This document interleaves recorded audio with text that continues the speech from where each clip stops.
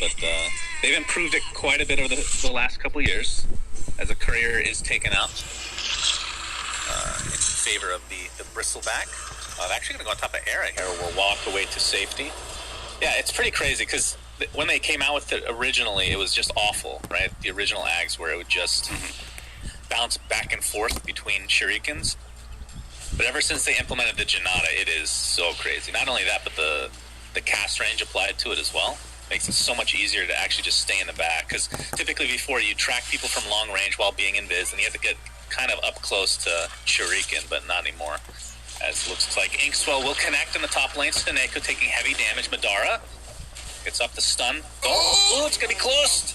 Barely first blood there as Pexu takes it for himself. So OG.Seed on the board very early. Yeah, final note about the Bounty Hunter X. It's the fact that when fights go long, the amount of extra gold you get from just hitting shurikens on people that are tracked, and you get the Janata gold every time. It's just, yeah, it's kind of absurd. Watching those fights and just how his gold thing just went up and up and up from just being there, it's kind of, it's weird. It's honestly just weird to watch. I love it. Weird is good in Dota, Syndron. I don't know if you've noticed that. It's not, I wouldn't say it's broken anymore. I mean, when they first implemented it, from their recent rendition, if you want to call it that, the talents were broken. That was like a plus 90 extra gold taken and the extra damage from shurikens. Those are both nerfed. So, like from 90 to 65, that is a giant nerf, and it's still really good. So, pretty cool to see Madara on top lane. Ooh, very nice stroke of fate there. Pexu gets a second kill for himself. So similar to the last game, OG.Seed are off to a great start in the laning stage. They enforce this Monkey King versus Melee Hero matchup. They have a strong lane support to go with it. Last game was Snapfire, this time it's Grimstroke. They have a good mid matchup here with Chessie playing Viper against CA, absolutely destroying him, by the way. Supreme has been rolled in this mid lane. 13-0 against 22-17. I mean, is that surprising? Viper it is. I didn't think Viper was this favorite. I know it's a Viper favorite lane, but this is like crazy. He's doubling him up minute 4 on net worth almost. That is crazy, without a kill. So I think it's also just will connect again. Pexu pops the mango. And looks like they're going to get yet another kill onto this poorly Chen. He's 0-2 right now. And in this lane, they're 0-3 collectively. What a weak lane. Chen Pango. Yeah. That is just weak, I think. Well, we've talked a lot about how much I hate offlane Pango Syndron, but this probably isn't his fault this time around. Yes, we have. Well, it always takes two to tango, right? Like, if he was a strong core, maybe the Chen would look good. So, yeah, that's true. I mean, that's a good point. Very strong point. Chessie's actually going pretty deep here. Zoning out both Era, and they're actually going to find Supreme. He's already at half HP. They're going to get some poison on top of him. And this could be the fly. He's going to... it's going to be close, but he finally goes down. And actually, Pango dies in the top lane as well. So OG.Seed are completely dumpstering Nip in this early stage. So Staneko running away with a freaking gorilla that he has equipped. It's about the only thing they can write home about is their great cosmetics that they're in so far in this game. Damn savage. We showed up and we looked good, but that's it. It's better than nothing. Seafreak playing one of his better heroes, of course. His Earthspear is pretty disgusting to watch. So looking forward to see what he can do in this game. But 2K lead early on, and Era is the one basically playing mid right now as the TA is forced to jungle. About to hit level 4, and Chessie is level 6.5. That is real bad. This is looking like the games that we cast in the qualifying stage. Last game I think OG.Seed had a 5k gold lead minute. I want to say 10 or 12. You're going to have to hold your horses because Era is about... Never mind. Go ahead. Yep. He's about to survive. Absolutely. Well, Supreme's courier got killed, so he is not having a good time. Is there anything going well for this guy in this game? Like, this is just... Like, if this was a pub, you would actually just feed down mid. Like, I've seen pros before. This is what they do to react to when you say you mean some might, not I would. Because everyone but... Well, Syndron is like an oddball, right? You're an anomaly in the equation. I thought you were going to use a bad word there. What's a bad word? I don't know. I don't know where I was going. I I thought you were gonna turn it into a negative thing, like I'm a robot or something. No, it's a good... Well, yeah, you are a bit trouble of a again. on top lane. Yeah, another stun just in time. He will live. And Seneko will find Chessie, who has a haste rune. And this is going to be 9-2 to the advantage of OG.Seed. They took the tier 1 tower mid, which maybe works to Supreme's advantage because it gives him a little bit of space and can finally hit some creeps. I don't think I've seen a mid lane lost this hard in 726 in a pro game, actually. Not yet. 726 has only been out like a week, so the 726 that's not saying has. much. Right? Well, 720. Well, what? 726 has been a week. Has it? Yeah. Okay, well then Either let's way, say, we're talking about a few longer, days, okay? plus or minus. So plus or minus a couple months. Is that what 726 what are you plus going for minus one bench. here? Okay, so 725. That's a long time. Oh, that's All right. really long. Yeah. Well done. All right. Well, Saberlight is going to run into Z-Freak here. He has 5 stone remnants, so should be good to go. Madara. So you're gonna Saberlight again. Yeah. He's going to try before, but there's a TP support on the way. Yeah. It's off of Swashbuckle. Charlie's going to come into the fray. He has treads. He has a wand. We'll be applying some pressure to Madara, but the Inkswell is there. And the initiation by Z-Freak. Inkswell will not connect, though. So Charlie able to... Oh my God! He's able to die, is what I was going to say. He took... Wait, what level is Nether Toxin? Level 1. That is... Was that just a stroke? Was there a tick of something there? It looked like he took like 400 damage, but it was a level 2 stroke of fate. I don't know what it traveled stroke through. of fate. There's probably like an anthill on the way. Yeah, micro buffs from Ice Frog. He puts ants in the map that you can't see so that the stroke of fate does more damage. I enjoy those kind of patch notes. I gotta say, man, I'm worried for NIP this game. I was last game as well after they lost the early stage, but I think this time their lineup has less comeback potential. I think you really need to enable your Pangolier now. If you're gonna win fights, it's gonna be bot lane. He was gonna get chased down here, Cinder. He has another swashbuckle in 3 seconds. A couple more quill sprays will do the job, but he's gonna get out in time with some support from his team, and will force the TP out. Yeah, and he knows the only stun in the enemy lineup isn't level 6 yet, so there is none. They can just TP out every time. Wow. I didn't even realize that. You're right. Chen can have Mud creeps, Golem or a Troll or Centaur. That's the way they get a stun right now. So the play potential for NIP is just extremely limited. You need to group up and you need to get a Pango ulti. Pugna, Chen, and Pango, and actually all 4 of them probably have to make a move together while TA farms. That's the other problem. You're playing a Chen strat that wants to group up with Chen Pugna, but then your mid hero is just not available right now. It's every fight Supreme joins will probably be worse than farming. His impact will be minimal, so he has to just look to hit creeps. Charlie is trying to go for this outpost, but I do believe OG.Seed will get both at the 10-minute mark, so they won't even have that to write home about. Seneko looking for this top bounty rune. That ain't happening either, so I believe 3 out of 4 will go the way of OG.Seed. Just adding insult to injury. They should be looking to get the bottom tower, and then maybe even the bottom tier 2, honestly. They can play really aggressive here. Supreme is like, hey, I have a haste, I exist, and he has to back off. The one time he can play a little bit aggressive is when he has the haste. They're baiting. Steps This is to cool. Z-Freak stun. Yep, the first ult coming out from the Pango is countered by Soulbind, so it works pretty much like we thought. Just stun them. And it looks like Pexu will get out in time, just barely. And with no kills going the way of Nip, this definitely favors OG.Seed considering they got pretty much all the bounties and the outposts. And they're pushing bot and mid. This was that a flat-out 5-man rotation from an IP that didn't get a kill? I think it was. Z-Freak has the roll here. Z-Freak with his ult, Magnetize, does connect on a couple of heroes. Saberlight's going to attempt to TP out. Will do so. Madara already used the Boundless Strike apparently, so still on cooldown here. They're going to focus their efforts onto Supreme. Z-Freak might fall first though, as Charlie comes into the fray. Supreme looks like he will find his, let's see how many deaths. 3 deaths now to his name at 11 minutes. Just a super, super rough start. And, I mean, we talked about how Viper was last picked against the TA, and TA is expected to lose that lane, but like you said, probably a little bit harder than we were expecting. Charlie is working on a spirit vessel for himself right now. So trying to find a counter to this this bristleback. Oh, we didn't even talk about the patch syndrome. Things like Scotty. What do you think about the Scotty change? That's pretty cool. So wait, you're gonna have to hold your horses. Supreme might be dying again here. He's gonna be completely surrounded. He just TP'd in. Inkswell will connect, and down he goes again. Madara will have to TP out. Looks like he'll be good to go. Charlie will chase down Peksu. See if he can get this kill. This would be at least something for them.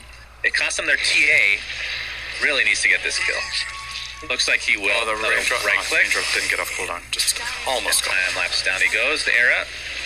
Zibby is just like, tasty. I like. And Era will actually die because of this play. That was very odd. Bristleback turned his back. I think he would have killed him over time by just standing there. Yeah, something like that. He's pretty much out-regioned the life drain with his Vanguard and Soul Ring 15 HP regen per second. So it's rough. Like, you look at this game, I know I'm going to sound like a broken record, but there really only is one big storyline in this game right now. One team is far ahead and has all the possibility to fight in the world, and the other team is really far behind and kind of largely needs to fight to get their way back into the game, but the type of fights they need to find are extremely difficult to find. Like, the kind of setup that they're looking for and that type of fight is very... You kind of can't take a 5-on-5 unless everything just is nailed. Chen doesn't have a mech yet, so you don't have that. You're fully relying on a great Pango roll and some sort of choke point. And OG.Seed know this. They know they're really far ahead. So they're going to spread the map thin. They're going to push all three lanes, play aggressively. And they know there's no stuns in the enemy team except the Pango. So every time they want to get out of there, they just get out of there. Just CP out. Yeah.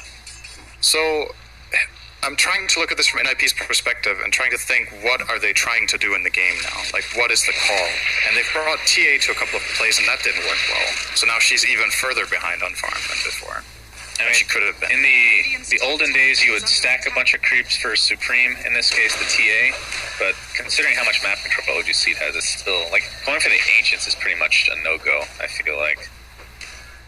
But that is technically one comeback mechanic for somebody like TA. I feel like it's one of the only ones, unless he can just get a really bad fight for OG.Seed.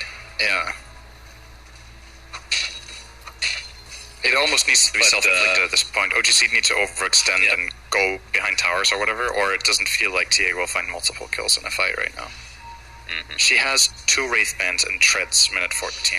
And he's going to rush Dagger. I honestly think that's fine here. I don't think the farm approach is going to work. You're losing control of the map too fast. You need some sort of tempo to try to get back. Getting a roll in. Gets back soon. Yep, nice kill. Probably going to die for Saber Light with the solo. Madara will jump on him, has a boundless strike. And the Jingu has activated. He is disarmed, but no more. Oh, gets another swashbuckle off. He's wasting a lot of time, so a nice play from Saber. Like, attempt to TP up, that was a little bit ambitious. Oh, I hope Zephyr would roll over Madara's tree there. That would have been good. But no. So, going back to the patch notes here, since we are seeing the Spirit Vessel being built on the Weaver, definitely a nerf overall. Even if you're... So before it worked where it just did the negative regeneration or whatever applied to the actual... the dot, if you will, from the Spirit Vessel itself. Now that's significantly less, and there's a component where I guess you could say this is a buff in some cases where it works as a negative aura, but even if you combine them, it's less than before. If you think of the math, it's worse right? on certain heroes now, right? But the old one was 60, and the new one is 20 plus 35. So 20 aura, 35 on the single targets, that's 55, if they stack additively. And it costs 250 gold more and does not give wind blaze anymore, so it doesn't give move speed. So say in most cases it's a worse item, but against certain things it's pretty nice against Chen, right? Like having an aura, so everybody that gets healed less instead of just one guy. It's pretty nice actually against that hero. But most of the time Vessel was bought, it was like a hard counter to one guy, like Morphling, Alchemist, you name it, right? And in those situations it's a worse item. So. Well, it's kind of cool on Weaver, though, because the aura is going to, like you said, apply to everyone. He's able to get in and out pretty easily on a consistent basis. At the same time, in theory, I can understand it, but in this game, is that going to help that much? I mean, they need it against Bristle Viper, right? The problem is, if you're buying this item on Weaver, who's going to kill the heroes that you Vessel? How are they dying? a TA dagger? I'm not seeing it, man. Like, where's all the damage coming from if Weaver goes utility build? It's hard to see it. OG.Seed have identified, you know what? We're mega strong. We're just gonna go high ground. They don't even have the Aegis. They don't care. Yep. No Roche in their pocket. Charlie's coming in. Saberlight pops his ult. Seeing the bugs applied to Viper here. Actually has a Spirit Vessel applied as well. He's actually pretty low. Maybe hoping he had the Aegis. There's a Monkey King ult being used very defensively. Soulbind used in conjunction. Z-Freak jumps in, but to no avail. And OG.Seed might need to just back up here, as Chessie is still ridiculously low. And I'm not seeing any... Do they not have a mech yet on anybody? Doesn't look like it. So no ways to heal, no urn, anything like that. No sustain of any kind. Unless you want to call it Hedris sustain at this stage of the game. Z-Freak does find Charlie with his ult, but not sure he's going to be able to do much more than that. Oh, Matt Supreme caught off guard. They're going to apply all their pressure to him. He's going to come back into the fray, but will die immediately after. And now Zibby and company will apply more pressure, this time to Saberlight, who has a swashbuckle up, but is silenced, and they'll find that kill as well. So it's a 2 for nothing. What looked like a retreat for OG.Seed ends up being something that was much so in their favor. Yeah, they reset. I feel like they have went up that hill with zero vision. Yeah, I don't know what the idea was with frontlining TA. Did, by the way, go back for the Deso instead of the dagger. So now it has the damage, but now no mobility. You can't... That's the draft problem as well, right? The frontlining. You can't run up the TA first into enemy territory like this. It's suicide, I think, to make this move like this. It obviously didn't work out. But the problem is, what happened beforehand outside of the enemy base was Pango tried to engage with the roll. If they don't combine on this roll and get kills, that's their catch out of the window. So yeah, it looked like OG.Seed had to back off, but they just reset, take the high ground, and then they have all of the play potential on their side. Every move that's going to happen is kind of they're in charge of it. And TA tried to brute force one. Not a thing. Just not a thing there. No, Madara level 13 on the Monkey King has the Echo Saber. Will be going the Radiance build. Do you go Ags after that? Is that the typical go-to? Not including a BKB potentially.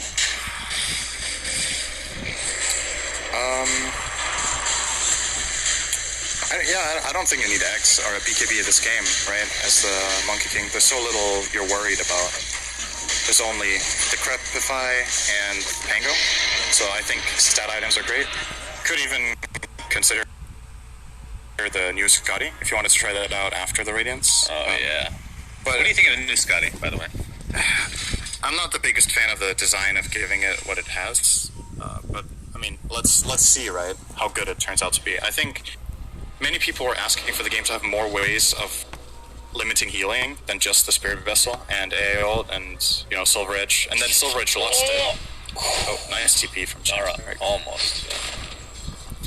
So I like the fact that there's another way of reducing healing, but I don't know if it should be on Scott. I kind of understand where they're going with it, because late game, everyone was going Satanic. Literally everyone. Nobody would go Scotty, it feels like. This is a way to try to balance that a bit. As Pango was trying to go for the outpost here at the top, we'll have to roll out to safety. That's one of those things you just have to look at the games and with the large sample size and see how it actually works out. I don't hate the idea, though. Scotty's one of my favorite items of all time, Cinderin. But by the way, the Aghanims on Monkey King, have they not... apparently it's a feature. Do you know how it works on Roche? You can literally solo Roche and not get attacked. Yeah, you can sit in the... What is it? Can you sit in one of the trees? No, you literally just stand next to him. He doesn't attack. Unless they fix that in the last, I remember Gabe Mule saying in an interview his favorite hero is Sanking, but he might have changed. What? What are you talking about? Maybe his favorite hero is Monkey King now. So then he wants to kill Roche. I was hoping for some actual analysis on if that's broken or not, but instead we're going to hear your garbage. And Tier 2 is killed in the bot lane. Bad question, bad answer. That's how it goes. I'm just confused why people aren't abusing this. It feels like it's a free Roche. It takes really long, you have to get it, doesn't it? Yeah, you need 2 or 3 items first. This is true. I thought you were going to say you need 2 or 3 minutes to kill it. That too. I mean, in low-level pubs, it's amazing, guys. You got to try it. We're going to have a smoke, gank, wrap around here from Nip. This could be a last stand, potentially, if we don't get a good fight here. A nice ult from Saberlight, but there is the Soulbind onto 2. Looks like Grimstroke is going to be the first to fall. Monkey King ult being used to full effectiveness here, zoning everybody out. Saberlight, or Supreme, I should say, and Tsuneko on the other side of the map. Not sure if they want to be there. Z-Freak is forced to roll out to safety. Looks like Supreme will be the next on the list. The mech keeping him alive just a little bit longer, along with the Hand of God. It's going to be really close, but Dara able to take him out, though. It's a 2-for-1. Nice stomp from the Centaur before it drops to his inevitable death, as Monkey King Madara has a Spirit Vessel apply. The Aegis will be used. See if they can get more out of this as Era continue to heal up Saberlight. Looks like he has too many stacks to deal with, though. Oh, wait a second. All right, Decrepify not enough as the Boundless Strike finishes him off. So it's a 3-for-1, which looked like an okay fight to start for Nip. Ends up being not so much. I don't think the fight can start much better than them getting a full-on backstab with the Pango ult and the Soulbind not connecting on Pango. He cast it on 2 other heroes instead of connecting it on that Pangolier. But the Aegis advantage, the relative advantage, and just the lineup right now is a lot to chew through. I think that was a good effort from an IP, though. I like what they did. I think you have to do something like this in that moment. But, you know, 1 item extra there, and the outcome could have been totally different. Yeah. But they don't have Supreme. Yeah, they get the tower, but no racks to fall. I mean, it's still relatively early, so I have a quiz for you, or you need to guess here. Okay. What do you think the win expectancy is right now with a 7k lead minute 23? Well, I can't cheat because I don't even know what the hotkey is. I'm going to say OG.Seed at 95%. 99. Okay, here's the fight. Okay, thank you, Synderen, for that great announcement. Oh, nice Centaur Stomp. Jumps in. Yeah, Centaur Stomp got a few heroes there that might have saved Saberlight's life in all likelihood. Or maybe not. Gets decrepified. Ooh, actually gets netted up the hill. He's going to get healed a bit by Era, and the onslaught will continue for OG.Seed. The Pugna Ward is down. It's about to go out, though. The uptime on the Nether Ward is actually ridiculously high. It's only like 4-second downtime. Did not know. Yeah, and it used to be on all levels until this patch. Oh, really? Yeah. Went from 30 to 18 on level 1. And then scaling up linearly with +4 per level. So something, you know what, I kind of want to finish off on this Spirit Vessel talk, because I think it's going to be an item that a lot of people will be talking about in this patch, since it was like the most changed item in a way. So we talked about how the net total is 55 compared to the old 60, and then you don't get the Windlace anymore. But the problem is, since the 20% is an aura, if the guy carrying the vessel gets forced out of the fight, right, then it's 35. You can't just say it's 5% less.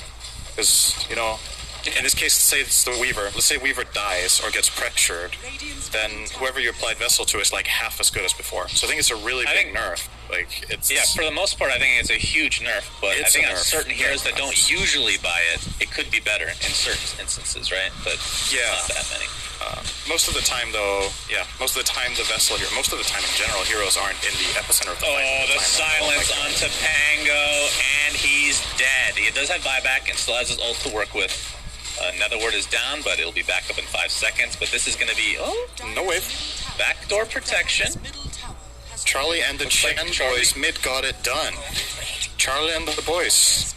Can they get this? No, it doesn't look like they're going to back up. And out they go. I wonder what OG.Seed were waiting for there. They just stayed for like 15 seconds. Waited a bit longer, would get it. Just waiting for those stacks on Bristleback, you know? I feel like I guess so. They had confidence.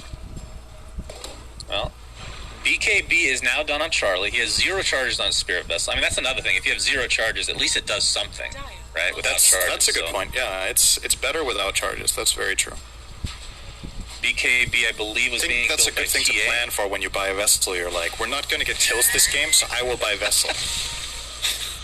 Well, okay, this is mostly for pubs and not high-level plays, but there's a lot of... No, but it's a fair point, honestly. Sometimes you just don't have charges on it, and then it still does something. That's fair. Especially when you're playing the hero with the Vessel. I literally never buy Vessel, and you know that, so... Yeah, then you have 0 charges. Kind of 0 charges. That's not quite the same. We have the EG courier here for OG.Seed, looks like. Yep, it's called Throw. Couriers in the game. Yep, Throw. spelled with OE, I believe. Yeah. Era, he's going to get jumped. Madara has the balance strike, is waiting to bide his time. Actually, doesn't wait long enough as the Decrepify now. Well, actually, that's a Ghost Scepter on top of the Decrepify. Is he free to explore the forest?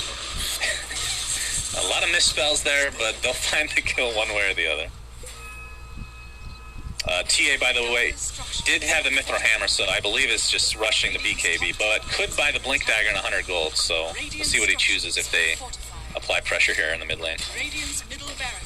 Might just need to give this up. Not sure they can even fight. Very, very tanky boys. Bristleback has the Pipe and Crimson. Madara, like we talked about, Radiance is already up. And is going for the BKB, so we're not going to see any solo Roches anytime soon, Synderen. Really sad.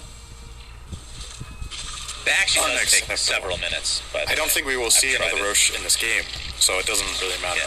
Because now it's time for the Hail Mary hold. Let's see. So they have to go. BKB is complete on the TA. See if he can use it to full effect or not. Zibby is just chilling here. Oh, Pango faking his ult. Oh, good damage. Yeah, he's at half HP, yeah. He has the gem right now, so they'll be able to see Weaver, no problem. And they might want to play this safe, considering how game 1 went. I feel like maybe they just wait for Roche and just not take any chances. That's true. They could. I mean, it's up in 2 minutes, so... Yeah. I don't think... This isn't one of those games where slow playing it hurts you a lot. I think it's completely fine. Their lineup scales very nicely. They have full map control. They're not very much at risk of, we're going to split up to the farm and then getting massive casualties. I think if they make a misstep, maybe they lose like 1 or 2 heroes, but that's it. So, it's relatively safe to just slow play this if you want. Charlie's working on a Divine Rapier, by the way. That's quite ambitious. I don't think... looks like Saberlight will use his ult, get stuck in the corner that I always get stuck in. I feel you, brother. Why is that there? You also Why kill illusions with your ulti, right?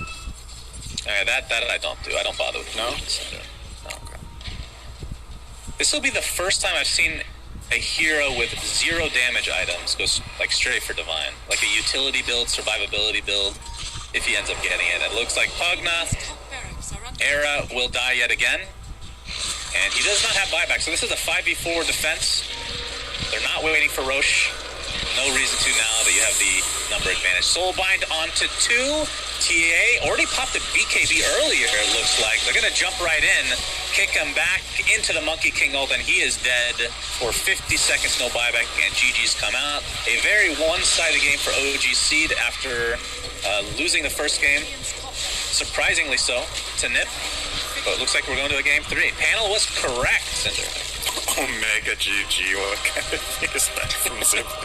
Just wrote Omega GG. What the fuck? Wow. See, this is the... So when I owned the team, I always felt very strongly about the trash talk, not using it incorrectly. Because if you look at traditional sports, you lose a game...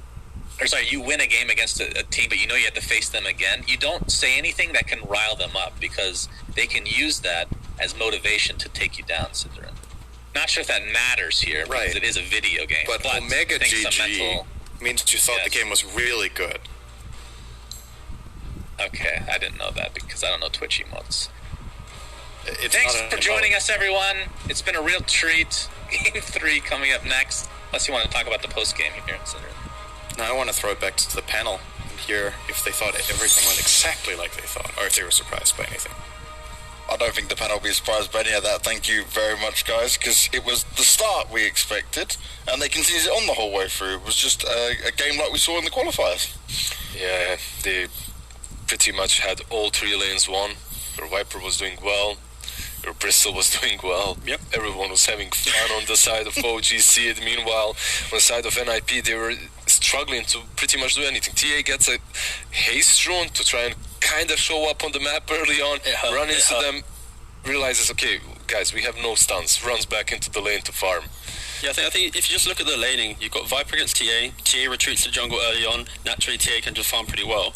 But then you've got this Chen Pango lane, in top. You've already got the Monkey King up there, and Monkey King's going to have a pretty chill time.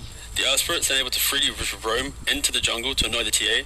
So sure, the TA is jungling, but it's like you're hitting the camp, you know the Earth Spirit's there to annoy you a little bit if he wants to, whilst Viper's just free farming, Monkey King's having a free time, the Bristlebat's just skipping waves anyways, just chilling. Like you're playing a very snowbally type of a lineup with your position 1 Weaver that's buying a vessel as first item. Yeah, that hurts so much to see.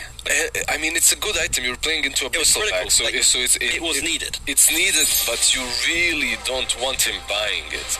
And then what the worst thing is, even with that item, you can't really win. You can't win these first engagements because your lineup just doesn't work that way. It's not stronger than OG.Seed's in the first 20-ish minutes of the game. And I think the other thing as well is, like, if you look at the minimap right now, look, you got the Weaver farming in front of your tower whilst the Bristle's skipping. Normally when you have offlanes skip behind towers, you have a carry who just is able to accelerate off this free farm. It's like, okay, now our win condition's got a free game. But they're skipping against a Weaver. Like, what's the Weaver really going to muster? Win condition. Yeah. That's really a stretch to say for NIP. I don't know what I meant in general. I don't mean like in this general. game, right? But in this game, perhaps if TA was really fed somehow, if some magic happened and he wins a lane versus Viper, a lane that he shouldn't usually win, then perhaps something could have happened and they could snowball with the Chen, but it was such a difficult draft to execute versus what OG.Seed have got. Yeah, I think calling it a draft, it's pretty rough. I mean, you don't have stuns, you have no real lane, I just don't see this combination of 5 heroes, unless they're literally playing against, like... Yeah, I've seen it win. This combination would win against me every now and then. It's not... Does that say more about you, or...? Yeah, I mean, it's possible. It depends how bad the enemy is, right? But okay, there we go. You hit the nail on the head there. I just feel like it just lacked a little bit of, flavour to really push it through into anything. They weren't able to muster anything because, like I said, they just didn't have pretty much any presence in the lane. And the one hero that technically had presence, I think you said it really well in the drafting stage, that they didn't really have a frontliner. This Pango is sort of a frontliner, but not really, and he's kind of in and out, stunning people. But he's not your Mars, he's not your Centaur. He's your gotcha team fight guy, where he just appears he's turning it around because of someone else. Exactly, he's the one that turns it around. You need the first man, you need the one that shows up first and steers things up for that Pango to then follow up. But you don't have that. Weaver and TA are definitely not those heroes. You needed something on the offlane, something like a Centaur or Mars, something along those lines. You cannot have the Pango here. OG.Seed have it in abundance, right? Yeah. The Viper, Spirit, everything here. all 3 of these heroes, hey, come just have me. fun. Yeah, just go with it, roll with it, and well, that's exactly what they did on all of this. Much more convincing out of OG.Seed with this draft, but from the NIP side, they just kind of got cornered in a sense. Yeah, they cornered themselves. Yes, correct. Yes, they entered the room, looked around the 4 corners, found the closest one, walked to it, and just kind of hid themselves in the corner. Hid there and went, what are we going to do against this? Yeah, it's unfortunate, but I think this is just what happens when you win the first game, and you're like, all right, cool, let's go for our quarters band. Okay, what's our next thing up? They go for Pango, they pair it with Pugna. See these 2 heroes. This looks way more similar to the first series than the first game. Definitely, yeah. This is pretty much how the first 2 games have went. In which it's the adjustment of bans. Yeah, it's exactly that, the adjustment of bans. Like, you could see that NIP, they did prepare for OG.Seed with the first game. They brought out something different. Now, can they do it twice? That's the question. It's like flashbacks to Chaos. You do best of 3, you win game 1, you're like, oh, boys, we're going to do it. And then game 2, you're like, oh, no, we need new bans for the second game. What do we do? Wait, there's new heroes in the second game? Whatever. We'll go lower bracket. Pushka 1. We can. Yeah, but there are some teams that really adjust very well during the series itself. Some captains such as PPD and Puppy, they just adjust during the series, and you could see a meta develop in a best of 5 series exactly there, because there's so many games, and if it goes the full stretch, you could have a completely different set of heroes in the last game than it was in the first one. Now it's on NIP to bring out something different in this last match. And he's playing that game like Mastermind, right? Mars. That's their hero. That's what they need to pick. Yeah, I mean, it is their comfort zone as well, right? Comfort zone, simplifies their game. I thought they might bring out this game. Even if it has a bad lane, it's always going to have presence. Like we spoke about Mars yesterday, about how even because of its item build, it's hard to have a bad game. FaZe, Vlad's, Pipe, blink. Unless they completely crush you in the laning stage, but that's very difficult to accomplish because he's strong laner as well. And I think the only time I've really seen a Mars get truly dumpstered in laning phase was the OG.Seed Viking series, where Chessie rotated in and killed Toby like 3 times in a row. Like, that's the only time I've seen him truly get dumpstered. But even in that game, the Mars actually got to his, like... Yeah, you still accomplish something. Even late, like, eventually you are just that arena, and that's enough in some games. You bring your team that necessary team fight. Now, when it comes to what we're looking at going into this game, right, what is NiP going to be looking for? Because you spoke about having their key picks banned out. What else, other options have they got left behind to use? Well, touched on the Mars already. I think, to not be on it too much, it's just the fact that this was just a very clear outdraft, and the fact that they weren't able to muster anything. You see in the game how they were still playing to a decent level outside of the fact they got crushed. Like, they were always skipping out waves, trying to get something going, but again, they never had the heroes to do anything, right? So they were playing the game to try and win. Yeah, that's such a basic statement, but you get the idea. Like, they're skipping waves, always trying to make a forward play. The issue is, like, they never had anything to utilize a forward play, right? So I think a very important thing for them is to think about the first 4 bans, not what they are about to pick. They need to adjust their bans in some way. One of the heroes that is obviously very difficult for them to deal with is the Monkey King, and perhaps dealing with that might open up some different picks for them, because all these heroes such as Mars, even in the laning stage, one of the reasons why they can't pick it is because there's Monkey King in the pool. Meepo as well, the hero that they can win versus anyone with, they can't because there's a Mars in the game. I think an alternative to that is, in this game they first pick Pangolier, right? Yep. They don't flex that anywhere in the draft. Normally when you see a Pangolier pick, it's got a little bit of flexibility for off lane. In this team, it's just Sableye. And we saw how that 4th pick Bounty Hunter in that previous game, it dumpstered the game, right? It was hard, rough game, and then just came online, it took over the game, right? And normally when these guys draft, when they pick Sableye hero, it's in such a strong combo, it's hard for it to not perform.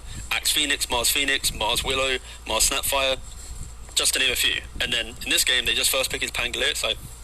They threw him to the walls pretty much. Even the laning stage itself was very difficult for him. I don't think they can do that at all in this team. I think Sableye needs to have a strong showing. I think normally Charlie's hero is picked earlier, and he's able to just play, you're just playing a cheeky little TD, or you're playing your Lycan or whatever. It's like, just play your hero. But I think throwing Sableye out so early on, it is questionable, unless it is in that strong pairing like I mentioned. I really think you're right, because he is going to be your playmaker together with the mid, right? And you can sack Charlie, kinda. Yeah. As long as he isn't countered in the late game scenario, you can give him a bad lane. He can show up with his Naga or whatever later on, right? But Saberlight and your mid or Supreme, they need to be the ones that are having a good start so that they can make plays for you to strive later on in the match.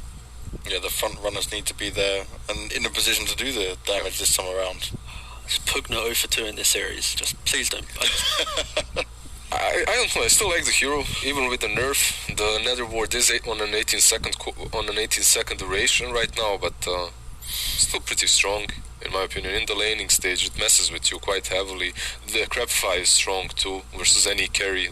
It is, but the range on Decrypt level 1 is also really that's actually a huge nerf. That is that's disgusting. Yeah. The way that I describe it, if people don't know like the numbers on it, it's if creeps hit mid lane and melee hit each other, the range is now the distance between melee and range creep. That's the distance now. It used to be like range to range, but it's now melee to range. It's like you're out of position pretty much. If you go into Decrypt, it's now like it's pretty much a defensive spell. Other than if you've already got the guy, you can just decrypt him short. But it's not as comfortable as it used to be. Right. NIP in the first ban, they haven't really adjusted in any way. They ban out the Void Spirit.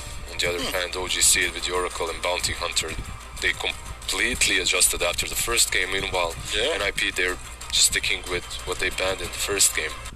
Yeah, but you can see the adaptation, right? So OG.Seed, after, obviously, like you said, after game 1, they see what they do. They sit to these 4 bans, and now you kind of know where NIP's going to be playing out from. NIP probably banning out DP.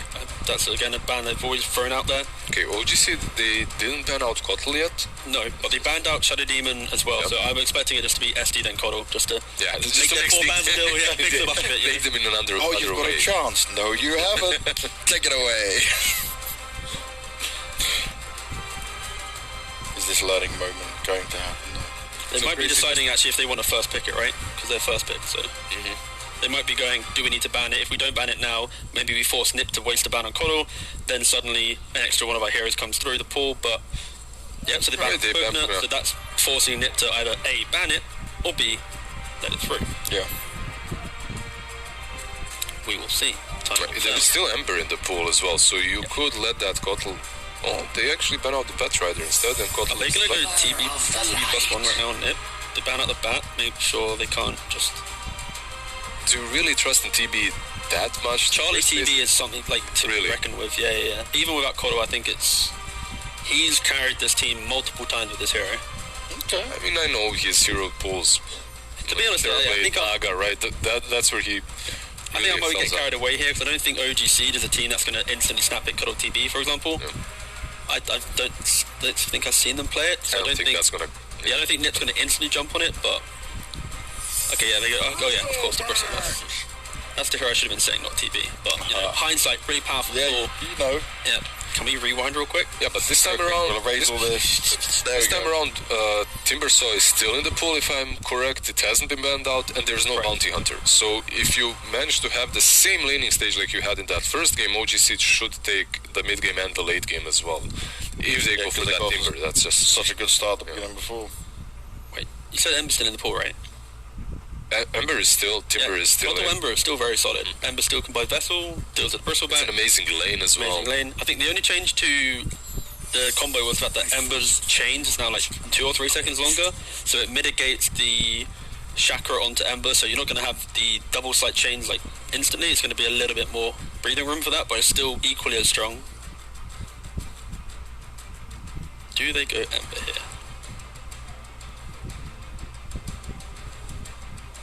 Again, we don't think we can get too carried away with the whole idea of the Coddle. I say that, it's me getting carried away. Yeah, you're all going down with me here, lads. They go with the Timber. I mean, it's obvious if the Bristleback goes through and Timbersaw isn't banned, you need to pick that hero. It's just such a straight counter. You have Coddle Timber now. Yep. That's actually filthy. You have when Coddle gives mana to Timbersaw, he then has double chakra. So against strength heroes, they just pop and... It pretty much brings you from 80% to 0. Yep. For OG.Seed later on in the game, you can be thinking about Slark as well. Not super popular, but they have a very capable Slark player. It's also pretty good versus Bristleback. One thing that I didn't like in that second game of OG.Seed, even though they had this Timber, their win condition wasn't really very clear. So they had these 2 playmakers on their mid lane and on the safe lane. What was it, like a Monkey Quap, right? Yeah, Monkey Quap Timber. Yeah, exactly. And Monkey was doing the same thing that Quap was, and eventually they just lost that track gold because they didn't have that one solid carry that was farming up, getting that reliable gold to go for that BKB to actually carry the game. Nyx Assassin banned out. I think if you ever first phase of Timbersaw, you need to... I think after seeing that, like the OG.Seed series, where I think Pexu played the Nyx against the Timbersaw, it just dismantled them. Like, it was too strong. Especially against Coddle as well, it's pretty decent. That's actually, I take that's kind of like a classic thing, you know. Remember back in the day? It used to be, yeah. Yeah, that was so sad. It was Nyx. It was all these Invis heroes that can jump on top of you, but Nyx Assassin was the worst, probably. Right. So Banks doesn't get that off. So basically, yeah, you're gonna have to explain this, boys.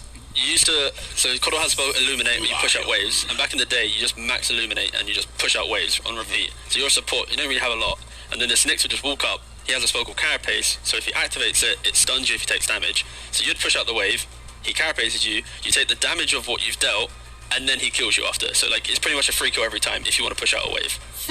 So it was really sad back in the day, but it's not so much now. And we get the... Still is an amazing hero though. Yeah. Works well. PG. Well, we don't really see Lion too much. Has been picked up a few times, but yeah, it's good. Gives you a lot of control. Seneko and Era play it, but I'm expecting obviously Era to be on the Rubik, and this will be a Seneko Lion. It's alright. Gives them a bit more lockdown, especially they lacked it. They've got more stuns with this Lion than they did in the previous draft, so it's pretty cool. A clockwork, and this should be your most likely core, I think. Damn, we got a core silencer here. So they are... But look, this core silencer is really good as long as they lane it versus the Timber. And at the same time, they pick the silencer into a clockwork. It could also be Wild, I know.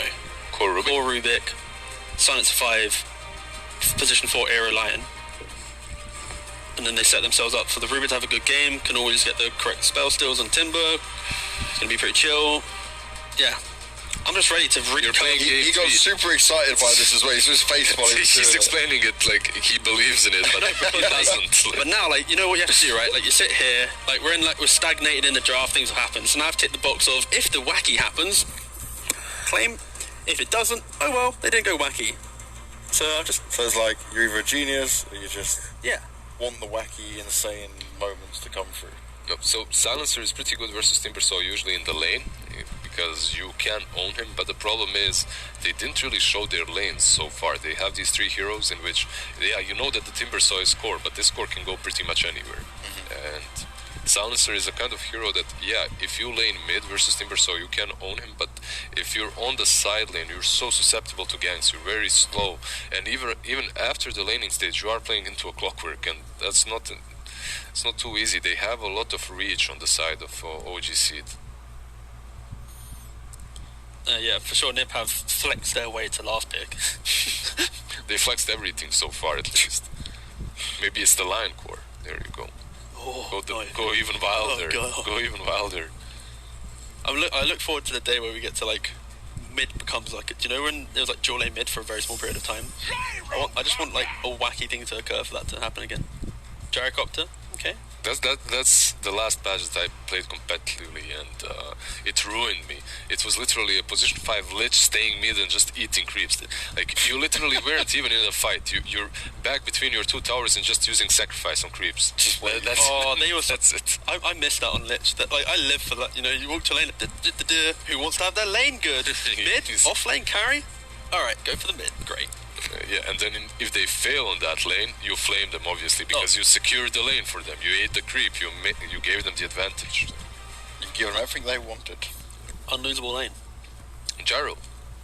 Yeah, it's nice. It's you could for sure go for the old Axe Diffusible if against the Bristleback if you really want to. If you want to take away its mana, you can also just pretty easily team fight. You got so much.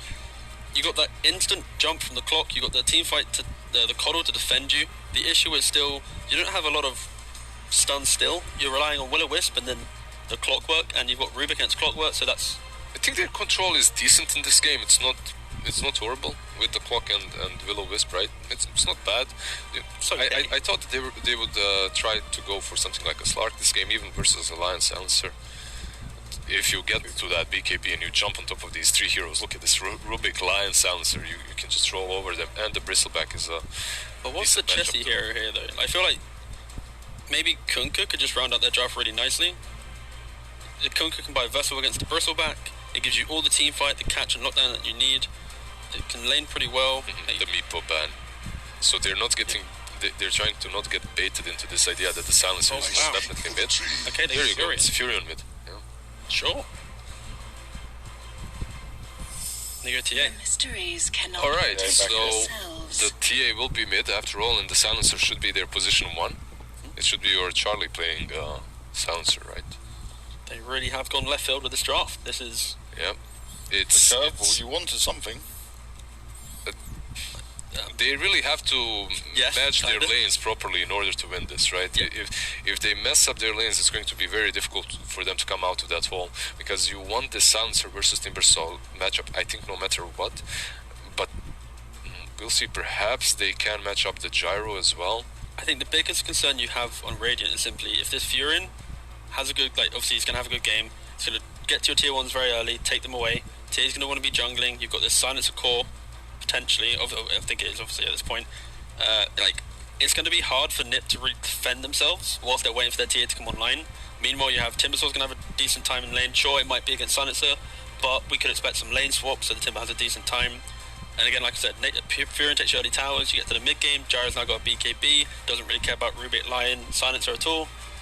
Like, I think Nip are on a very large timer in which they have to somehow mitigate this aggression from these very early fighting heroes of OG.Seed that also can easily scale. So it's And OG have been so strong in every early fight of both games. Even the game they lost, they had the They had amazing advantage start, right? early on. This is a huge problem for Nip. there's infinite scaling though on NIP. Silencer can infinitely scale, so that there's that, and you can have a very big brain. I want to make you guys quickly on this as the commentators are ready. Which way are we going with this? Who's taking this series? OG.Seed. OG.Seed? OG.Seed. So OG.Seed all the way. Let's see if our commentators agree with it as well. We've got Syndra and Suns fans standing by, ready and waiting. Do you guys think this is going to be going in OG's favour? Syndra, I'll let you go first because I'm smarter. I'll end with it. Okay. My thoughts. I think Suns fan will be wrong. Oh. Okay. Oh. Therefore, That's your Sunfan now has to say something. Yeah. I like that prediction. That's a smart way out of this. So I will say OG.Seed will win because they're playing dear. 2 games in one. we go. They are playing Dota Underlords. They have picked 5 heroes that are in Dota Underlords, and they have the Scrappy Alliance enabled right now. It's active. Meanwhile, NiP only has 2 heroes in that Wait, game. Dota So Underlords, that's that other game you play when you don't play Valorant, right? That's correct. Right, okay. Shout out to the 5 people in chat that understand this reference. Drops Right, enabled, so by the way. unfortunately, I have to agree with you. I think OG.Seed are favorite in this game as well. So my first prediction same was wrong reasons? already. No, I'm not so much into the Underlords argument. I'm more of a Dota player myself, but I think so. Oh. I'm a bit Elite concerned. here. I'm a bit Jesus. concerned for NIP in the sense that I look at their lineup and I see very little team fight. Right? You have global silence, which is nice, but in this global silence, you need your single target disabled to really get something done. You're fighting into Gyro, Caudal ulti, Clockwork Timbersaw, great teamfight heroes, and the Nature's Prophet. And you're also going to get pressured on the map, right? Prophet and Timber are excellent early pressure heroes that want to bring the fight to you. So you're going to have to try to defend your towers or lose them.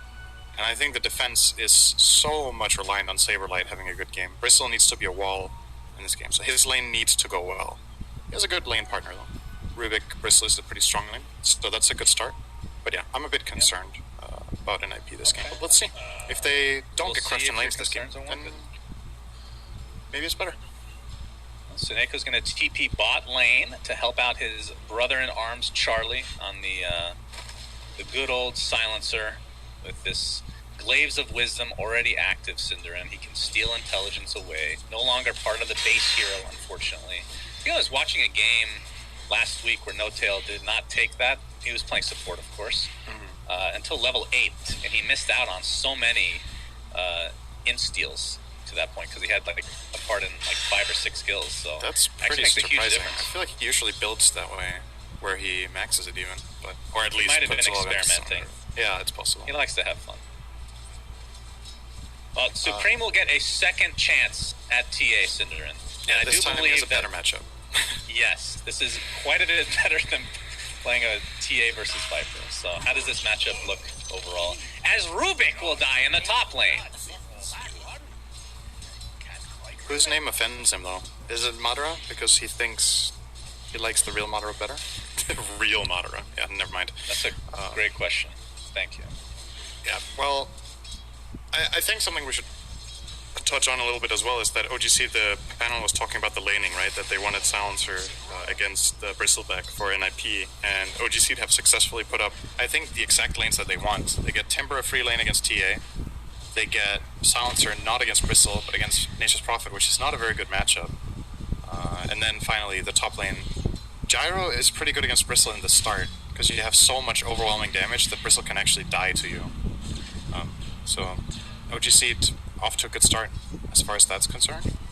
And now Zebe is going to start working his classic magic in mid.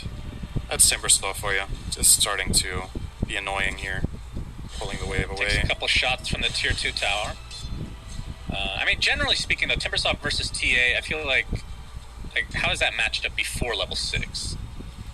Is it kind of both heroes even-ish? Yeah, I think so. But then once you get level 6, the Chakram will eat through that refraction pretty fast. But TA should have a better game than last game. We'll have to, I mean... He already does. I think it was... he's already He has doing more better net than worth he was than last at the game 10-minute mark.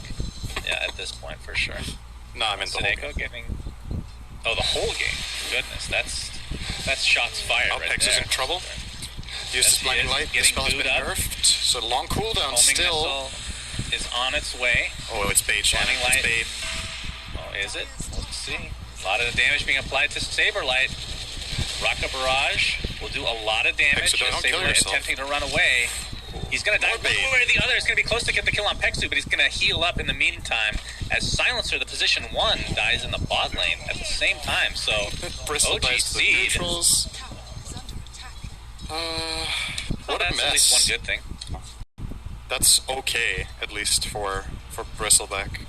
The Lion, Seneko, in the bot lane. But look at the CS. Despite all the shenanigans from the Bristleback in the mid lane, TA is actually crushing. 32-7 versus the 19-1. So There's a lot of multiples. unclaimed CS for Timber right now. He has on him. So he's going to get another 6 right now. But yeah, still very good for TA for sure. I don't think this lane goes like this. I haven't been paying close attention, but I think Sibba must have messed something up here.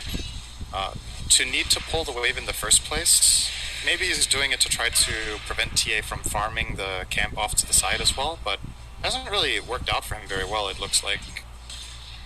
TA with 7 denies shouldn't be a full level ahead, so I must have missed something along the way. I didn't see it, but this is surprising to me. I guess Supreme's doing retribution this for well. last game, so Yeah. you'll be very happy with that. Charlie in the bot lane is being out-leveled by Chessie right now, so they're left to their own devices to some degree at least. Saberlight top. Good damage. Saberlight in a bit of trouble. Rocket Barrage. Of course, that is with the Bristleback passive. It's not going to be enough to survive. It's a 1-for-1 as He almost Coddle killed them dies right before. Very, very close. Madara was being pressured by Era, but already used his Fate Bolt. Very interesting laning stage for sure. Now Zibby is level 6, but a full level and a half almost behind TA. Let's just call it level to be safe. Bottom lane, we're going to get a potential dive. Z-Freak gets impaled next to the tower as Saberlight has TP'd in to help get that kill. As Charlie will get some int going his way. Jesse will TP out to safety. So yeah, this rotation from Saberlight is going to save this down here, but now you have this awkward situation with the hero split, right? Since Bristle TP bot, he can't go top now. And I don't think Silencer wants to go top either. Sideblade's got Sideblade that courier kill. Yeah, that was nice. Very, very nice. Supreme has really shown up this game, Cinderin. Oh, he's running him Really down. doing God's work. Yeah, Era, telekinesis. Supreme really wants this kill. You can feel it in his bones that he deserves this kill after last game. They might have He's to like, settle "Let for me die top work, though. And Supreme will take the level 3 for himself. This is one of the... Sometimes you pay this price a lot with Clockwork. I've tried this skill build a little bit myself as well, where you get the Rocket Flare early on. You get a little more damage in the lane, harass more guaranteed CS on range creeps, but you lose so much utility by not having power cogs. Like in this situation, neither of them dies 100% sure with a power cog point. And the situation bottom where Bristle TP's in, they could have maybe disengaged as well with power cogs. So it's kind of a high risk, high reward build, I want to call it, where sometimes this Rocket Flare gives you a key kill or some key lane control, but a lot of the time this trade-off... I've seen a couple people do it. I think more often than not, they might end up regretting it, but it's kind of a new-ish trend to not get cogs on level 3, or level 2 rather. Yeah, it's very weird when you think of it from a traditional sense. But Oh, Z-Freak. Oh no, use your cogs, buddy. yeah, he's gonna pop the battery. He's Assault definitely Supreme. Very angry after the Omega LOL called, or the Omega GG, whatever the hell that stupid emote is. Imagine you wrote Omega LOL when the game ended. That would be He's pretty very angry. He took Stop offense the to it. opponent, Omega LOL. Saberlight top lane is gonna find Pexu, who pops a wand, Yes. and he's just gonna get. Well, maybe not. Madara's here for the support. And Saberlight is respecting that damage from the gyrocopter as Chessie TP's in, the global presence. Sprouts in, homing missile connects, doing a nice job blocking out. Nice kill. Very nice. Illuminate. Great turnaround kill onto the Bristleback. Speaking of Timbersaw, though, actually Supreme getting another kill. He's angry. He's on fire. 3-0. I think you're angry at something. I don't know Omega what. GG. You say Omega GG against me, Cinderin? I'm gonna be mad for the next game. Gonna pick There's no TA next game. last. Well, meaning from previous game. I know. Which is next game. Why do you have to ruin everything? Supreme is on fire. 85 and 8. kind of His what I net do. worth is through the roof. 4.6k net worth, Cinder, and he just took an ancient stack, for God's sake. He's going Deso first. Things are looking up. Yeah, he's my going to have a boy better Supreme. game. He's the only core in his team that's doing well, unfortunately, though. So this doesn't happen quite often on TA. The TA explodes, but all the net worth is obviously being piled onto one hero. She takes a lot of space in the jungle, and since the laning stage didn't go too well on the other side, he has a lot of responsibility now, Supreme, to get the job done. But they did a good job protecting him on the Ancients when Clockwork came down. It's a really key, not really the Clockwork kill that's key, but protecting that area of the jungle from getting warded. Just gives Supreme so much safety right now. And he's going to turn that into a Clockwork kill, it looks like. 3 shots. Poor Z-Freak is just feeling the wrath of Supreme today, Cinder, in Game 3 of this best of 3. It's about to hit the 10-minute mark, so that's going to help the Z-Freak Clockwork out quite a bit. I assume he's going to also buy a Tome, because he is still level 3. It's unusual for Z-Freak to have this bad of an early game. So we'll see how that impacts OG.Seed's gameplay. Usually Z-Freak does a lot of work for this team from that support position 4 role. Clockwork is not a very fun hero to play when you've died 5 times in 9 minutes. There are some heroes where it's like, okay, I still have my spells, but this level 3 Clock right now kind of has nowhere to go. I think he has to lane, get levels. Making plays is almost impossible, especially without power cogs. And all of his aggressive plays to try to get vision out have been shut down immediately. So yeah, that's a totally different dynamic than we're used to seeing. I can't remember the last time I saw Z-Freak have this bad of a game, actually. 10 minutes in. It's really rough. No doubt about it. Yeah, it's rough. Yeah, power cogs would have made a huge difference, and I think he would have lived through at least 3 of... How many deaths does he have? He has 5. I think like 2 or 3 of those deaths cogs prevents. It's just been super easy probably. to kill. Maybe even 4, actually. Era. Good Ooh, lift. telekinesis. Very flashy, but he dead, bro. He did. He did. Madara I think is this tower going also for... may be dead. Yes, I do believe so, as the outposts are split. And we'll see how the bounties get split as well. OG.Seed actually taking 3 of the 4, making that 4 out of 4 bounties. Wow. Very, very good sequence. Kill, tower, 4 bounties in 30 seconds. That's really good stuff. And Clockwork, Z-Freak, he actually did not buy the Tome because he didn't have money at the time, but then the bounties got picked up. He's like, damn, I should have just stayed in base. That would have been more helpful, actually. Look at it, though. Minute 10, your supports are level 3 and 4. The enemy team supports are both level 6. And he's not afraid, though. That's what I love about Z-Freak. He's not afraid of anything, bro. They get the bristleback kill, Saberlight that isn't helps afraid him out. either. Very apparent. Yeah, it could be used to a disadvantage, as we just saw there, of course. Supreme very close to this Deso, so I'm not sure if they want to fight Coddle took the this book. close to it. Coddle took the bow. Clock is level 4, minute 11. Z-Freak, my boy. He does have cogs now, though, but that is a level 6 Suneko who just fingered you. Supreme now, he's going to get initiated on. He's 200 away from his Deso. As the global silence is popped, Chess, he's going to pop his ult in quick succession. We're seeing the call down, zoning out the opponents. Saberlight now. Looks like he's kiting to a high degree. Coddle ult actually came out, didn't really do much. As Zibby will get a nice timber chain across the map. He's going to get chased. Not sure if they have the catch yet, though. It's just Saberlight on his foot. So they will defend. I mean, basically nothing happened in that fight. A bunch of spells were expended for little to no gain, but the defense is there, in theory, for Nip. As now Deso is at base.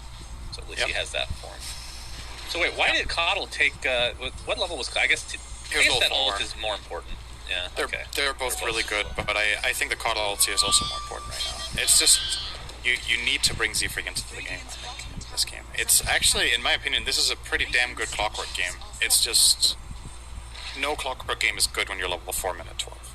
So you gotta give him a little bit of space, a little bit of love. He could be part of a big kill. He's setting up top. I think Nature's Prophet maybe will connect here. Onto Charlie. Nice invis rune. Tower in the bot lane. This is a huge kill if he gets to live.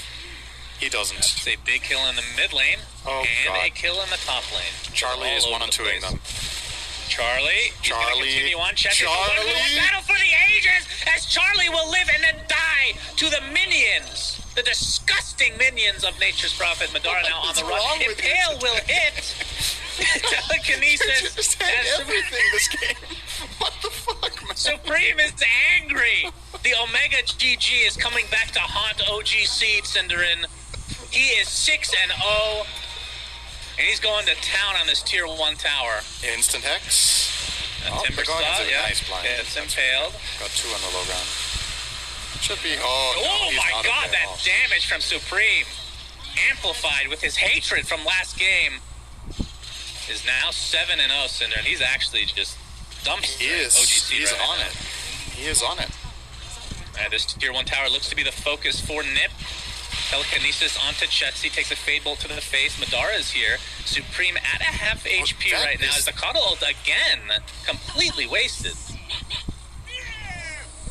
See, this is how you tilt. You emote after a missed That's Coddle the ult. obsolete lamp from IKEA right there. That's the one they took off the shelves because nobody wanted it. He dropped it right there, and you see why. Absolutely worthless. It didn't. I mean, it looked pretty, I guess. That's not really what you get lamps for, though. You get them for the light. You don't look into your lamp.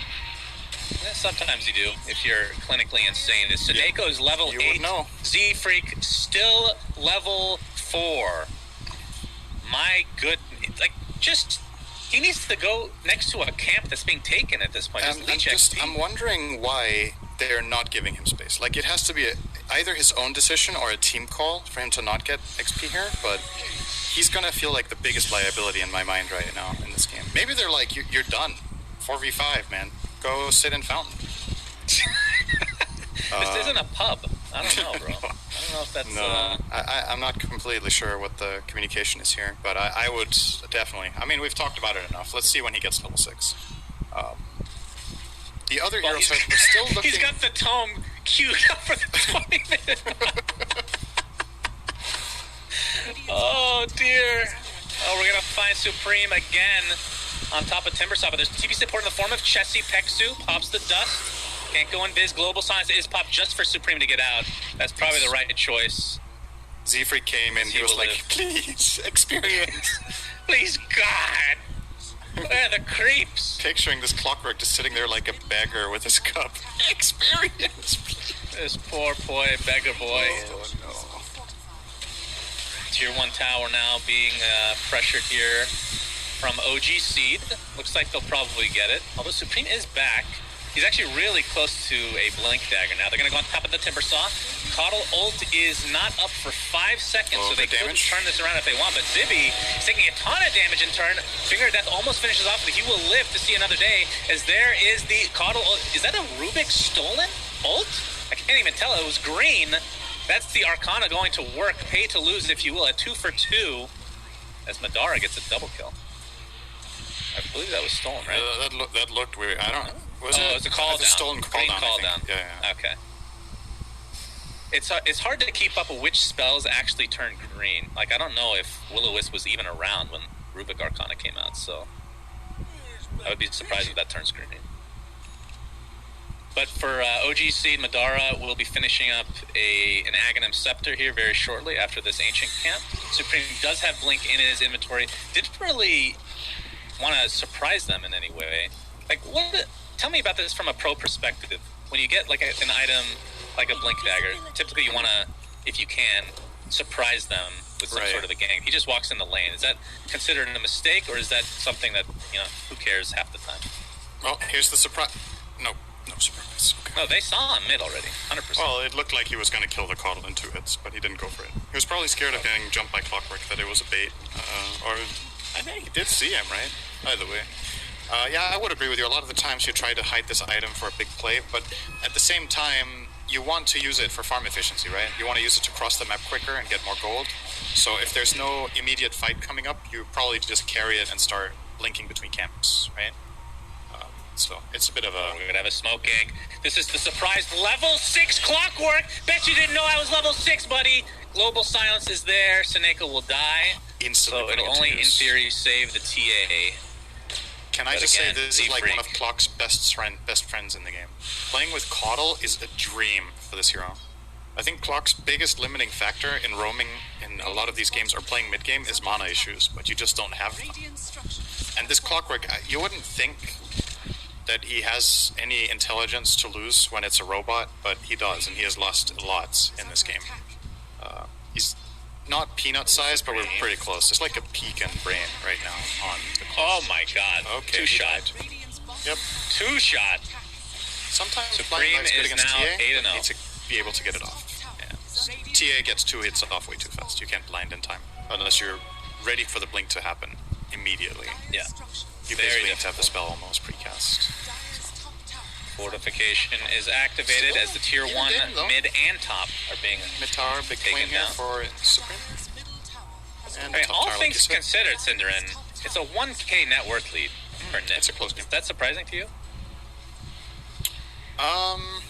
Not really, because I think Silencer TA hasn't really taken off yet. like, if you consider what happened in the laning stage, right? TA had a really great game, but the other 2 cores didn't. And I would say, especially Silencer, is not a very good comeback carry. He doesn't flash farm, he doesn't take stacks, or find a lot of kills. Fortunately for Charlie, he got that 1v2 top where he got both kills. That really put him back in the game. If that hadn't happened, it would have been a totally different story. But yeah, not too surprised. On the other side, you know, Gyro farms fast, Nature's Prophet farms fast, Timber farms fast. So it's to be expected that the game is even, and the big farmer right now is TA. Have you ever seen a surprise reveal of a level 6 clockwork at 17 minutes? I mean, I generally do my own surprise clockwork level 6 at 7 minutes. So Wow, look at you. No, You're really good at this game, aren't you? yeah. 17 minutes? I don't know, man. It's a long time ago. Especially because when Clockwork has a bad game, you usually give him the tome, right? So he can make plays, because he's not the best hero at laning. Whereas a hero like Caudle could easily go to a lane and just spam Illuminate and get levels and farm safe. Right. But they really valued that Ignis in this game, the Will-O-Wisp. Yeah, so it is very unusual. unfortunate that Very unusual. I mean, I think if they could go back knowing that the Will-O-Wisp would have almost 0 impact on these fights, like he missed 1 completely. Actually, he missed 2 out of 3, if I'm remembering right. Maybe they would have given the tome to my boy Z-Freak. But They should have known. I mean, they should have known. The big AoE spell, hard to hit. But like we said, even despite what feels like Nip kind of... I mean, Supreme just feels like he's taking over this game, but it's still only a 1k lead, so OG.Seed should be really happy with that. And TA is it's a volatile hero. There's so many games where TA has a lead like this, but if you get caught once or twice, you're a pretty snowball hero by nature. Deaths are expensive on this hero, and it's really important you stay ahead of the timing on key items like BKB. He was ahead of the timing on Deso and Dagger, so that's great. And now the next one is BKB coming up in 1500. So OG.Seed would be very happy to find a kill on this TA right now, but they need to execute it really well. They need to pile on the TA and break refraction before Global comes out, or she can just blink out, right? So it gotta be, the execution needs to be there with stun from clock into cog stun into rocket barrage. I think that's how you get that kill. So it's not easy. She has the Iron Talon right now for extra farming efficiency. We'll be going for a BKB, just needs to finish off that recipe, about halfway there. Chessie will be going for a Halberd, which will be very good against the cores of Nip. And Madara actually going for BKB first. So after the Ags, do you typically see the BKB? Because I'm used to seeing like a Maelstrom in between there. They just want to go like It's fighting build. it's not very unusual to go BKB here, but it's also, I wouldn't say it's the most common choice. I agree. Usually you see a damage item. Sometimes you see Diffusal or Maelstrom before the Ags even, and then Ags. Varies a little bit. But this is a pretty, like, it's a good transition build where you're relevant when the BKB really matters, Seneko. and then you're going to scale with the Ags. So, yeah, he's cool. Homing missiles coming. Z-Freak's like, I got the hook shot ready for you, my friend. You fingered me one too many times. So a 1-for-0 here as Supreme. Very He's pretty greedy. safe now, though. Oh. No. Oh, the Ignis again! 3 out of 4. That Unfortunate. That looked like it should. It takes like a half second for That the first pulse, I believe. honestly, I was just going to say that was not even close, actually. So I think our perspectives are a little bit different. Very close. I think that was almost a second too late, wasn't it? Wait, how long That is seemed the really- pulse delay on the first one? Do you know? Is it 1 second or half a second? I don't know what the exact number is. It's just like a feeling, right? But if you cast it on somebody who's just about to complete their TP, it's not even close. Okay. So Not even close. swing and a miss there from Peck. So I think immediately when he cast it, he was like, oh shit, I know better than this. Like, He's a good Coddle player. He plays this hero quite a lot, but, you know, high-pressure situations, you really want to get a big kill like that. It's one of those where you're going to regret if you go back and check the replay and you're like, man, I could have actually got him. So sometimes you're just like, okay, I'm going to take the risk. I feel like this is unlikely, but if it hits, it's huge, right? So, but clearly the spell they were lacking there was the hook shot, but they used that for Lion. And this is going to be a big fight potentially for Nip. This is the BKB reveal for Supreme. He jumps in. Another, 2.5 shot for Pexu. That last one was a sliver of HP. And now the rest of OG.Seed are on the run. But looks like no one else will be found. They could go for Roche now. They have a really, really good Roche lineup between Bristleback and TA. Yeah, this is super fast. And even the silence. In between with the traps. Yeah. This goes really quick. They have, there's a Nature's Prophet with a Halberd. It looks like they do want to try to contest here, OG.Seed. Alright. Oh boy, this will be tough without a Coddle, especially without Coddle ult on top of that. Zibby taking some damage here. Saberlight gonna turn his back to his opponent. Hookshot comes in. Finger of Death not quite enough to take out Chessie, but the last right click from Supreme will be there. There's a global silence is keeping everyone in check. Double buyback now for OG.Seed. They had lost 3 in this fight.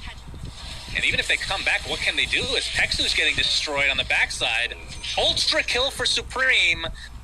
I'm telling you, that Omega GG is going to cost them. Shouldn't have done Supreme it, man. will take out this Roshan.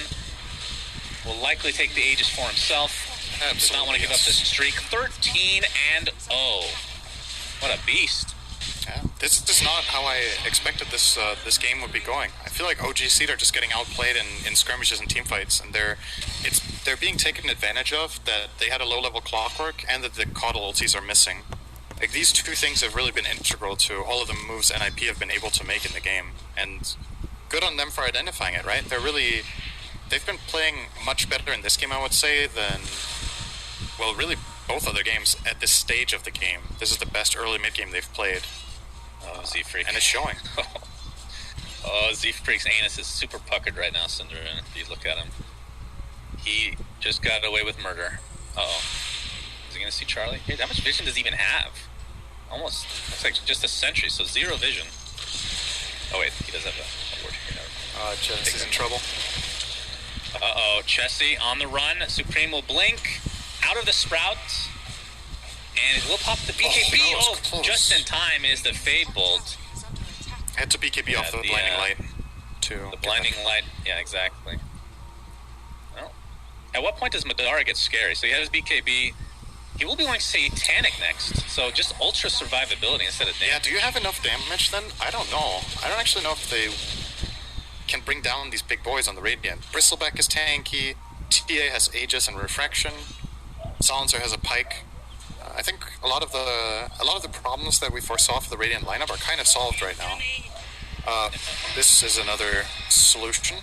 Get another Z-Freak kill. That's an easy Big one. Brain Charlie. Charlie with 16 permanent int. Next time it's 4 int per kill. Got the talent now. No, that is a nice talent. It's really good. Very solid talent. Yeah, I agree. I don't think they have enough damage, but I mean, if you look at the other side though, even against like the Timber Saw or Bristleback, the Spirit Vessel is the god tier item in theory, at least the old one. Earn is on Clockwork, but he's just going for Blade Mail first before finishing Spirit Vessel. Are you surprised by that at all? As we're going to see Timber Saw easily taken out. I don't know how much I like Blade Mail here.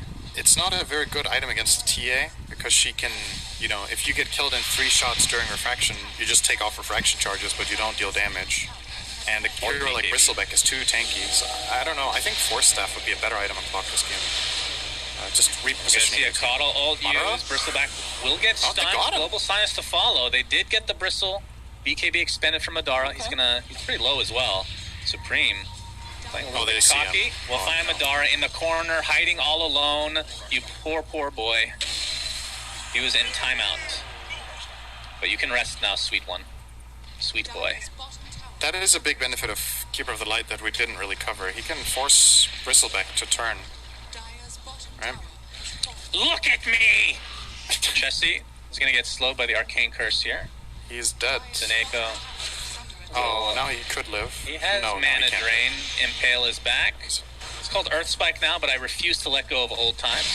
Nyx Assassin cannot have Impale when they're both exactly the same. Charlie, and all that mana has been... Ooh, all right, the nice jump in from Z-Freak. Gets a couple more right clicks, but Chessie will survive now. And it will cost them the clock is running out of mana, like genuinely. He has 300 max mana, minute 26 now. Oh my god, are you serious? Seneko, what's his base int? Is that 18? I have no idea, Syndon. You're asking the hard questions. I can't see it right now. Change stats too often. I just click the hero. I can't see it behind the no buyback 12. text. Does it say 18? 18. Okay. Oh boy. Rough game for Z-Freak. So, if he uses all of his spells once, he's out of mana, basically. He can't use them all. He can use Hook Shot and Battery Assault, and then he doesn't have mana for anything else. Okay, maybe now he got that's why some. he's going Blade Mail. He got the Arcane Ring. That gives 10 He needs the precious Robe of the Magi for that int, man. Yeah. Oh, Thor Staff would also give 10 ints. No. Robe of Magi, I need it. Please. Supreme. He's gonna see that Madara is in the vicinity, but he's not really scared of anybody right now. Has the MKB on top of everything else now. Dire's top tower is under attack. I mean, it's with how much. I don't even know the answer to this question anymore, even relatively speaking, since they've changed all the kill streak stuff. How much do you even get for killing Supreme right now? Chessie. Chessie, he is found out by Seneko. The Earth Spike is on cooldown, but they'll get the kill regardless. Morient. Aegis will be expended. So it didn't really... I don't know how much this kill on Supreme gives. It's not the way back into the game to just kill TA once. Like, that's not... You can't kill TA and be like, okay guys, we're back. Like, you need a team fight win here, and you need a team fight win that translates into an objective one, at least. Maybe more. Especially Roshan would be a big grab. Up in 3 minutes-ish. 2:30, looks like. Obviously, the teams don't know this. Roshan is so much slower than Nips. Yeah, they kind of need to intercept. Sub 10 seconds. If they can intercept a Rosh attempt, that's the biggest play possible in the game right now. But looks tough. Cornered in their base with their entire team. And the only guy who can get it done is Chessie. He's TPing bottom. Starts splitting the map. Forcing them back. Ooh, even more minus armor for Supreme now. That is a good pickup. Doesn't get the full slow advantage being a ranged hero, but I don't think he cares too much about that. Saberlight's going to run into Zibé. Oh, Z-Freak, not again. Oh, no. Okay, Z-Freak. Oh, I feel bad for him now. Yeah, he's having... In the start, we were having a little bit of a laugh. Now it's just sad. He's 1-12. Hey, this could be a moment for him if they end up winning this. It's not quite the Milk Lord, because he did get a kill. It's rough. I know what he's trying to do. Like, I get it. Their team is having a really hard game. They're cornered. Somebody has to try to get information, take the risk of moving out so that they can find farm. So it's not like this movement is completely bogus and he's not even thinking. It's just so hard to do what Seneko misses his Earth Spike. Guess he could try for TP here. Supreme is here now with the MKB in tow. Oh, wait. He's disarmed still. Alright. The Halberd for the win. Gets out to safety. Zippy in the meantime is going to get chased out by Saberlight as they're just going to bulldoze this tier 2 tower. By the way, just to give you an idea of how ridiculously farmed the TA is, recently got the MKB. Almost has enough money to finish Daedalus now, so yeah. I don't know what they can do against this hero. Oh, Zip is in trouble too. Good global. Yeah. Taking the brunt of the damage here. Global is there. Lotus Orb was already used. It's actually being pretty close. Timber Chain, not quite in time. Seneko's going to jump in now. The reinforcement of Clockwork is not going to be nearly enough. He's going to feed away another life. As 3 dead in the blink of an eye, Gyrocopter gets destroyed by Supreme. A 3-shot him. They can just turn this into the mid tower, if not more. Full racks, most likely. Chrysalis in the inventory for Supreme right now. Like we said, can't finish the Daedalus. As Chessie's, all he can really do is just try to push out these lanes as much as possible. I think they have to give up this tower. The repair kit's not nearly enough. You think? Yeah, I do think. Literal one-shot. Literal Good one-shot. God. 1200 HP, one hit. Do you know how good that must feel? 19-0 with one assist. Supreme. After the Omega GG. Yes, the Omega GG was... hookshot into hookshot? Oh, wait, it was Timber. Okay.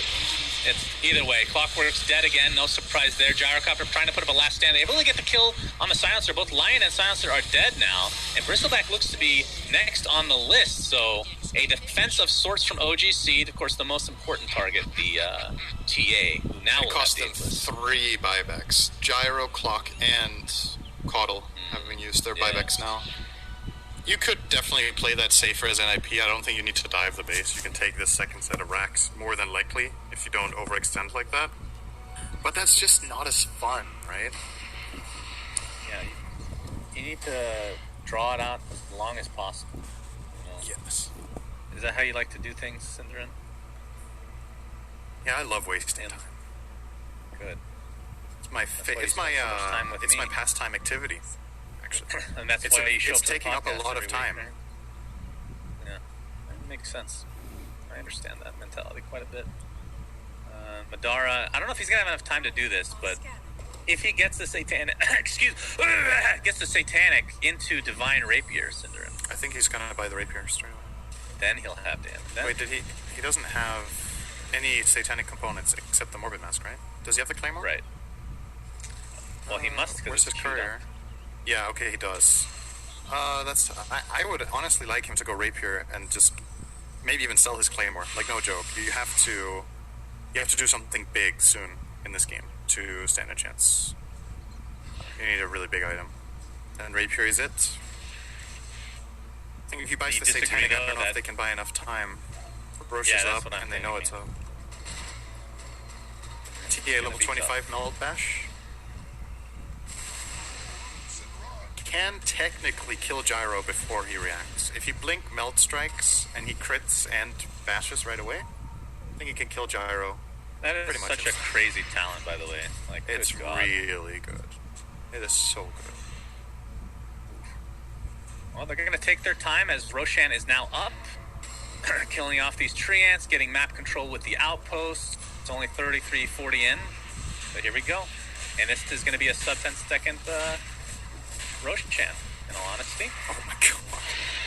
And Supreme will get the Aegis. Hookshot misses. I mean, they had to go for something. I can't blame him for that one at all. Chessie is sheeped up by Seneko into the Earth Spike. Supreme with a boom and a boom and a boom. 3-shot. 20-0. And he's dead for 60 seconds. That'll do. 20-0 Supreme. BKB in the backpack. With now the Aegis. Good to go. Who has the cheese? It's not. And his current KAD, if we did like CSGO, would be 2020. But we do KDA in Dota. But it could have been 2020. Thanks, Synderen. You're welcome. That's just a bit of trivia for you there. If you take numbers and swap them around, then they're in opposite order. Yeah, I don't think you know what trivia means, but okay. These racks are going to be destroyed very easily. And will they even try to defend the bot lane? They have to. That's the answer to that question. Saberlight with the Solar Crest, Blade Mail, Pipe combination. Oh, Here comes the jump in. so dead. The global good Lotus. follow. It is, and he land. actually has the Ghost Scepter and gets his ult off in the meantime.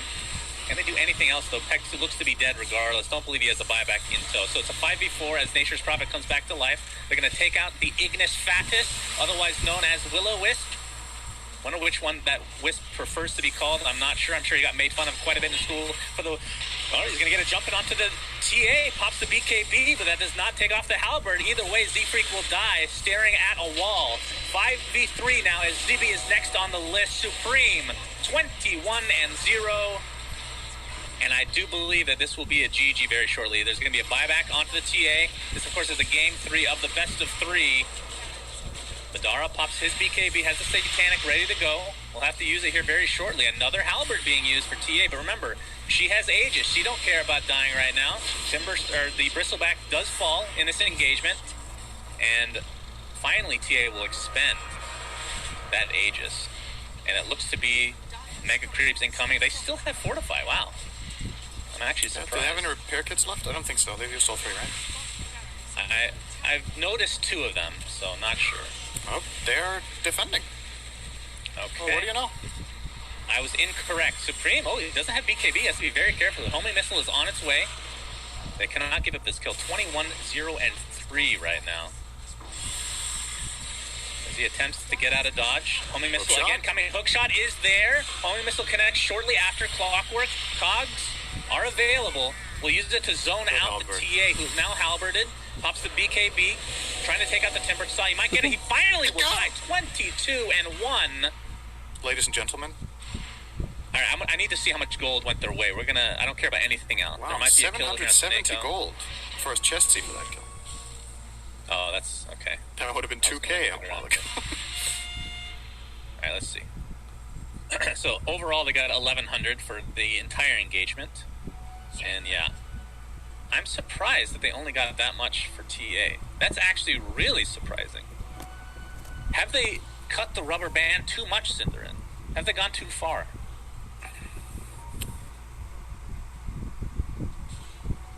Was not a rhetorical question, by the way. I know it sounded like it. I'm thinking. Oh, Madara being found out. While you think we can watch Gyrocopter die a horrible death, as Era stole the hook shot and will use it to help get a second kill. No Clockwork. You have 6 int left. You have so much left to live for.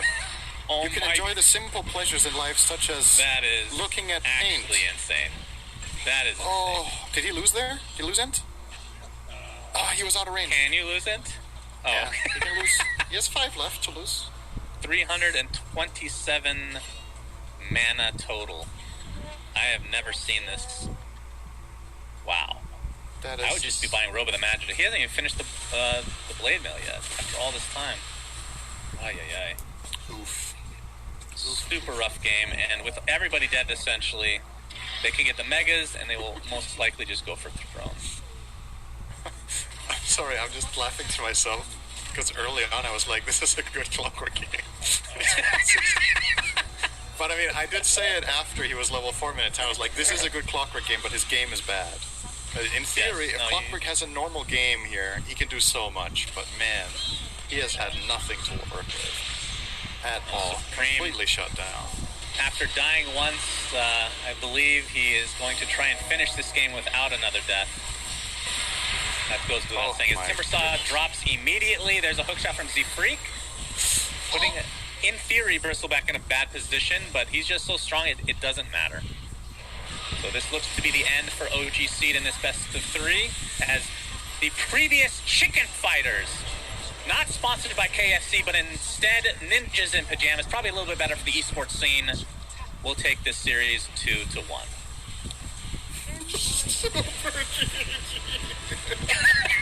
I told you they cared about it. What did I say? Oh, man. See, this is what you have. You have to use everything you can as ammunition to help you in your state of mind for the next game. I keep telling players this all the time. Nobody believes me. It works in traditional sports, so why not in esports? Why not indeed? Supreme knows. You know what, right? Sometimes things go like clockwork, and sometimes clockwork just doesn't work. It was a rough game. I did enjoy watching that one from Z3's perspective. Yeah, and he felt like the other brother. But 17 minutes in, I knew that was coming. 17 minutes in, I didn't want to, but it's It was a low-hanging fruit. You know, yeah, you had it to was go very. 17 minutes in, he just gets his level 6, and I'm like, let's go. He's gonna hook someone. I'm not looking at his stats. I'm not looking at his HP or mana. Or his mana point, He yeah. hooks into the lion, and then he has to choose whether to battery assault or to clock. It's a rough game. It's a rough game. Silencer, even that gank on him on top lane, 2 of them, Furion and Clockwork die. Both of them feed the intelligence to him, bring him back into the game. And we have to obviously Supreme going like 22-1 or whatever the end score was, really standout game. But even though his score was insane and he had a really insane game, it was about Seneko always just moving around the map, setting up the kills and pretty much enabling this tier heavily. So we can't just look at the scoreboard and go, wow, TA just won the game, because it was all the small piece of the puzzle that basically accelerated this TA and just gave Spoken him like a game. true support. It's the small pieces. It's behind. It's the work I have to do. Exactly. It's behind the scenes. He hooks. Look at he He's has never nothing. appreciated. Yeah, it's like It's quite like him on the desk, really, right? It's rough out here.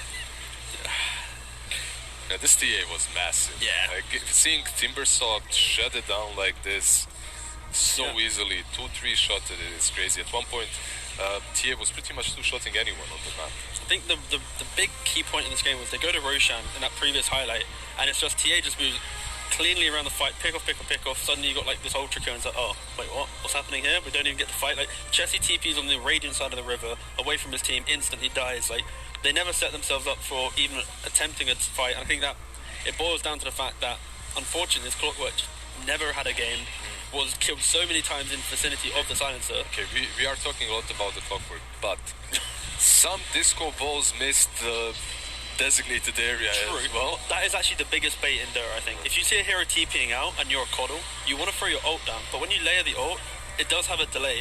Also, additionally, he did miss it anyways. It wasn't like he was missing it. Yeah, I know, but like it wasn't about that. It was layers of all things. Back to lasagna. I wanted to justify him by saying that they did nerf that the range, but they nerfed the range. Reaching of here, pal. Yeah, You're reaching. It's not that. So this was just Nip just having a flawless game. The space saber they made, classic Bristleback. We mentioned it off stream, was the fact that Bristleback is like this new age Timbersaw. He does the same type of thing. He's gonna make a lot of space. He can play behind tower if he needs to. The difference is Bristol actually scales in the late game. You then have the fact that during all this kind of chaos that Bristol's creating, you've got this Silas having a free time in his lane, TA's having the freest of games, and then post-laning phase, you then have this perfect combo of lying, always enabling the TA, just move around the map. Chessie kind of just TPing wildly. I think he went like Mech Halberd or something. So you have like a mid Fury and going support items, whilst your Gyro's gone for a farming Ags, and then they lack damage, severely utility lack damage. They had a lot of utility coming from the Furion, but besides your ulti, you're not dealing a lot of damage. Exactly. At all. Here, look at this. He was like Mech Halberd. Survive. Wow. Then you go Orchid. Like, it's just a lot of nothing in his inventory, and like he TPs into a fight, and it's like, the Furion, ignore him. He's whatever. Yeah. Go next. What do we got? And you saw that in the way that TA played. He just freely moved to the backline, and Coddle just couldn't do anything. And Bristleback was the key to success in all games, by the looks of it. Like, all 3 games, the winning team was having a Bristleback rocking around. It's a hot hero, yeah. Looks really strong, and what's very peculiar is that NIP didn't really play it on their position 1, even they played it on offlane and still did quite a lot. And that Bristleback kind of bought the similar items to the Furion, but they are naturally really good on him, because you want to be tanky. The tankier you are, the more damage you deal. It's not really the same for Furion. So. I love how, in these games it's been like position 4 has always been so like polar opposite.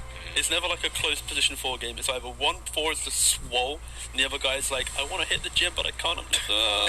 And then like it just swaps each time. You got like Chad V, the beta boy or whatever.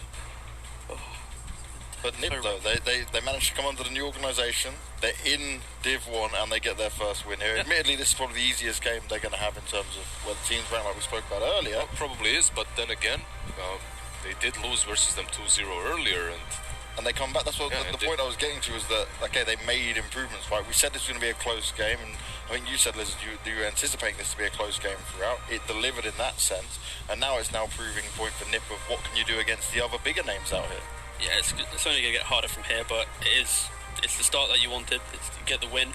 They adapted though. Yeah, you earn, like, I think the main thing is, like, the people, like, public would have probably gone, if they lost, it's like, why are they here? They've kind of just been given the free spot, right? It's like, whatever, they're going to lose all games, whatever. But the fact that they got the first win, they've gone, all right, we beat the team that we lost to in the qualifier, so we can actually match up against the qualifying team. So hold off, let us actually play the league first, and let's ignore the fact that how we got here. Let's just play Dota at this point. And everyone should remember as well in the qualifiers, it was single elimination, right? So you're getting no second chances. It was a tough, just one best of 3, and we know you can just lose a game even when you might be on paper the better team. It happens. it is a team that has 2 veterans, right? They have Suneko and Dera, and they're surrounded by these younger stars. The pop star Saberlight obviously has played in a couple of teams, but is very young and new to the scene. That seems to be the right recipe for success, having a couple of players that have been around forever and then getting newer, fresh blood, the 9Kers. Put the old guys on supports, get the young guys on calls. Exactly. You go now, that's kid. it Go from kill Era him. as well, right? Slowly he transitioned from that position 1 from being the carry. It's that picture, right? You must have all seen it where you've got the Teenage Mutant Ninja Turtles, you've got the rat with all the babies, the turtles, and they grow up and they're holding his hand. It's just passing the torch along. That meme's attached to Vichy Gaming, Chinese team. Ah. RTK is their coach, and it's like the idea is like his 5 players, and he's. There we go. See, didn't even know, and I'm still on the same wavelength, same vibe for it all. But no, what we saw there from OG.Seed was obviously very lackluster. But how much credit would you give on each side, right? And looking at what OG.Seed was able to deliver and why they weren't able to do it, and how much Nip played is such a good game. I think even though this was a 3-game series, I think Nip was the stronger team overall. Of course, they've won the series, but the fact that second game, it was such a heavy outdraft, it wasn't really a game in my eyes. And I think the way that Nip played in Game 1 and Game 3 was just really solid, really strong. The way they moved around the map and just the way that they executed their draft was just to a very high level. And I think, I was going to say, as long as they don't muck up their draft so heavily, and it was disgusting to see, I think they should be fine. I'm just going to stop as well as I say, because everyone saw that schedule screen before. The next game will not be played here, will not be done by us, it'll just be played by off-site commentators. They'll be taking control of it, and this is the schedule that will be coming through tomorrow, and we got 4 games across the day for you guys. Again, the final game will be the off-site casters. 3 games will be with us on the studio, and we get to start with B8 going up against Team Spirit. That's a nice game as well. B8 didn't really have any success recently. Team Spirit have been pretty. They've been on the up. B8 have been on the down. Stagnant Down pretty much. Yeah. You always want Dendy to do well, but unfortunately, it's hard to see them really muster anything. Again, I'm happy for surprises, but I think Team Spirit, how they performed in the the ESL tournament, I think they're going to have the favour in that matchup. Well, guys, you got any final thoughts on what we got to witness today? It's the opening day of Division 1. It's the first game's got to see get underway. For me, it's very interesting to see new heroes pop up, such as Bounty Hunter. I think that's, Viper. Viper. Oh, I'm so excited for a Viper game. Wow! I'm just very interested in seeing how the meta is going to revolve now after all the gold changes. I think that 10% nerf is around 10% is pretty significant, and because of that, we will see some changes to the heroes that are drafted all the time. Perhaps some Alchemist. Well, guys, it's been a pleasure having you here. We can hear the music going. You know what time it is. I think you guys started this off yesterday. It's to enjoy the music.